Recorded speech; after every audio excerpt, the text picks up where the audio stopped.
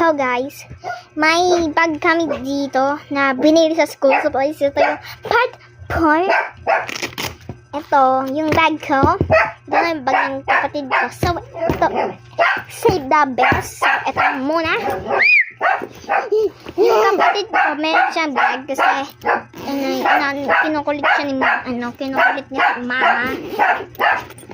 May notebook siya ditong isa. Tapos may pencil case siya. Ay, nahulog. Tapos bubuksan natin. May ano siya dito. Tapos may color din siya. For Romy. Kasi favorite namin kay Romy. Ito yung akin. Malapit ako live pasokan guys. Comment down below kung nakabili ka na ng school supplies mo. Ito, may color ako dito.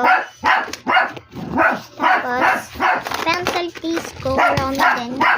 Kasi gusto ko talaga sa Romy. So, pakibigyan natin ni mama ng lahat. Gamit ko ko. Ayan. May ballpen ako dito sa ito, hinihan ko sa kapatid ko. Kasi sa akin talaga to. Tapos, humingi ko sa kapatid ko ng labis. Ito, tapos ito. Bawal na ganito. Bawal nga, gagamitin ko sa school. Sino binaya dito pa rin mo na yan? Luto na luto.